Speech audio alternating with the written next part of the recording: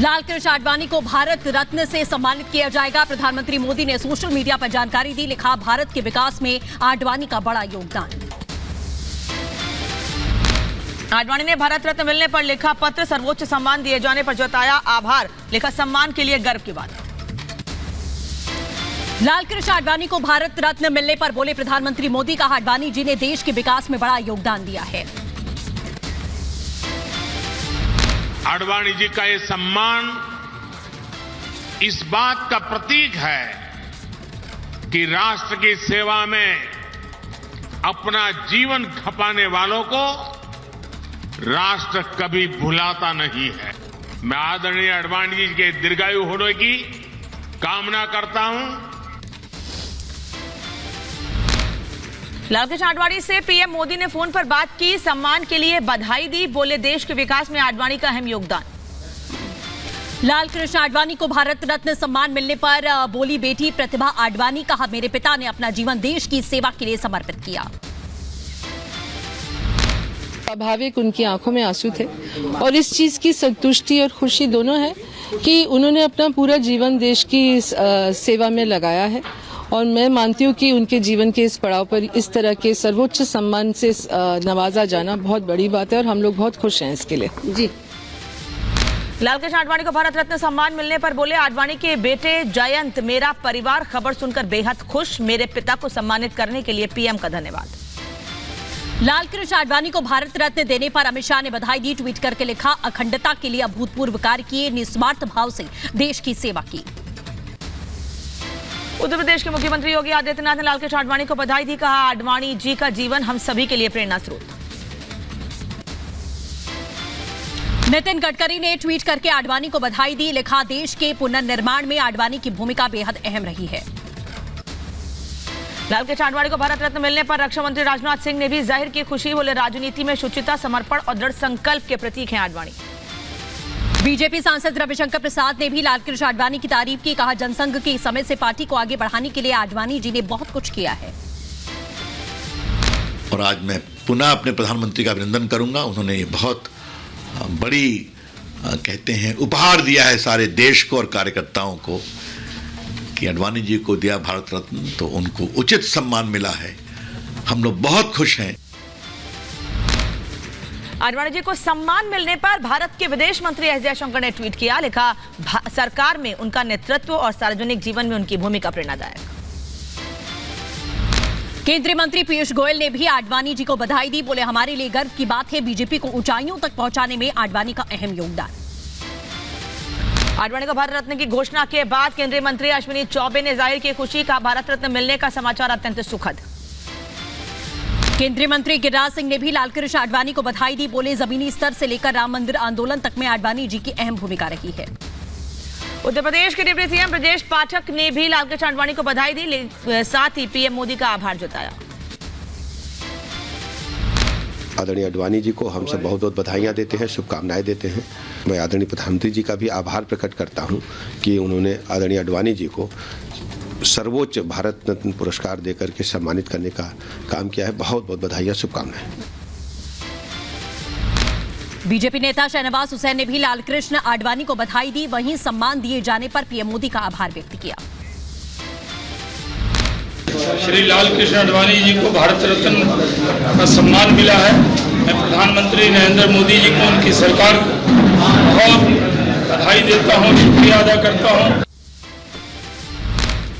लालकृष्ण आडवाणी को भारत रत्न सम्मान मिलने पर एनसीपी अध्यक्ष शरद पवार ने खुशी जाहिर की है, कहा देश के विकास में उनका बहुमूल्य योगदान, आडवाणी जी को हार्दिक बधाई। दिल्ली के सीएम अरविंद केजरीवाल ने भी लालकृष्ण आडवाणी को बधाई दी है, साथ ही दीर्घायु की कामना की। आडवाणी को भारत रत्न देने पर अखिलेश यादव ने उठाए सवाल, का वोट बचाने के लिए भारत रत्न दिया।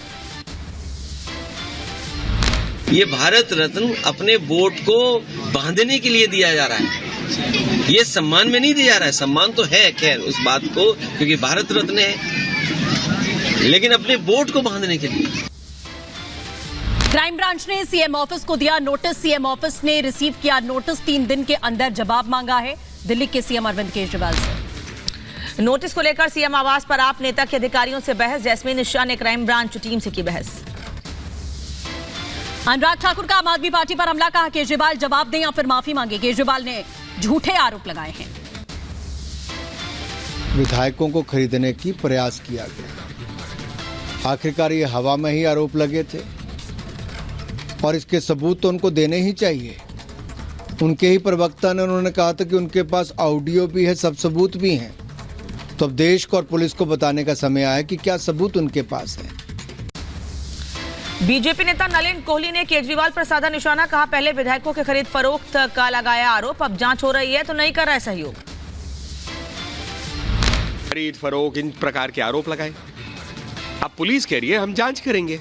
अब जब पुलिस आपके पास पहुंची है तो आप उस जांच से भाग रहे हैं। हर चीज से केजरीवाल जी हमेशा भागते ही दिखते हैं। कब तक भागते रहेंगे ये? विधायकों की खरीद फरोख्त के आरोप पर बोली बीजेपी नेता बांसुरी स्वराज, कहा अगर आरोप सही है तो सबूत सामने दे पार्टी। निवेदन है अरविंद केजरीवाल जी से कि इस बार तो जांच में जुड़िए।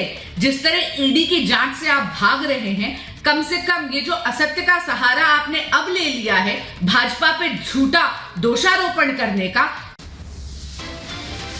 यूसीसी की ड्राफ्ट रिपोर्ट पर बोले उत्तराखंड के पूर्व सीएम हरीश रावत, कहा अगर यूसीसी देश के लिए इतना जरूरी तो केंद्र में क्यों नहीं लाए बीजेपी।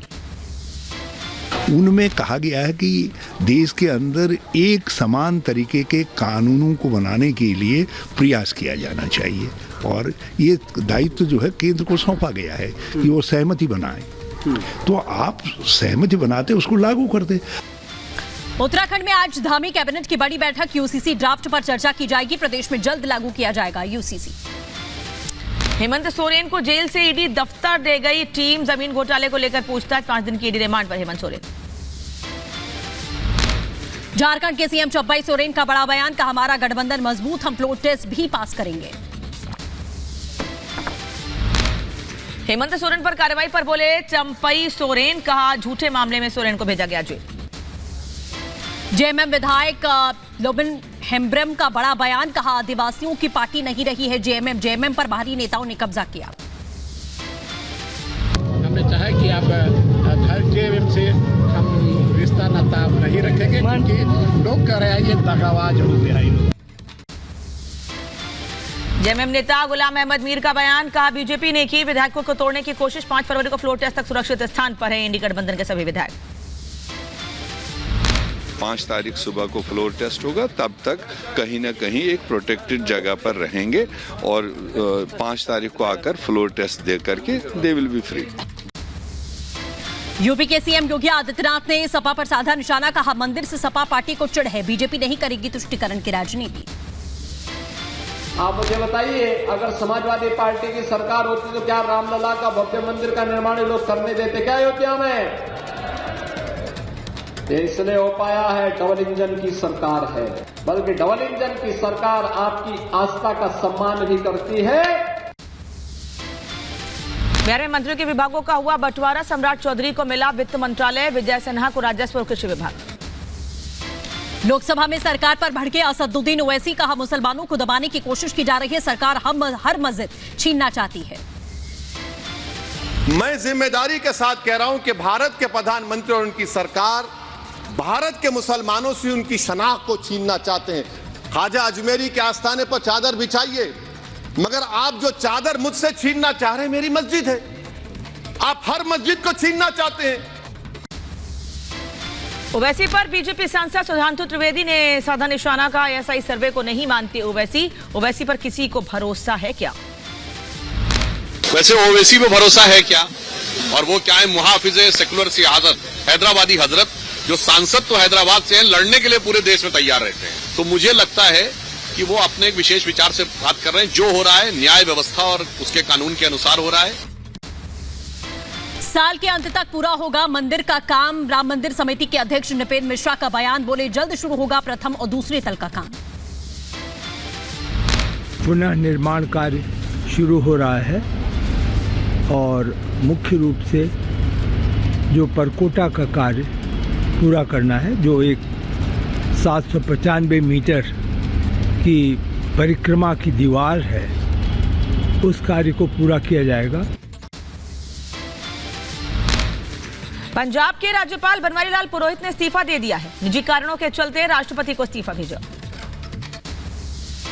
बीजेपी नेता राकेश सिंघल का बड़ा बयान, कहा मुगल काल में मंदिरों को तोड़कर बनाई गई मस्जिदों पर बनाएंगे भव्य मंदिर।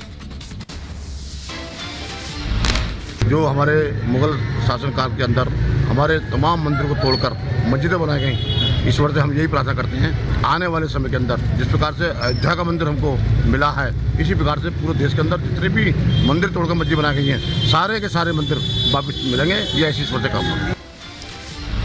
लोकसभा चुनाव को लेकर उत्तर प्रदेश के डिप्टी सीएम ब्रजेश पाठक का बड़ा बयान, बोले सभी 80 सीटें जीतने जा रही है बीजेपी। अब जैसे जैसे लोकसभा का चुनाव निकट आ रहा है, इनकी कलाई खुल गई है। देश की जनता, प्रदेश की जनता भारतीय जनता पार्टी के साथ है। प्रदेश में सभी सीटों पर 80 की 80 सीटों पर विजयश्री हासिल करेगी।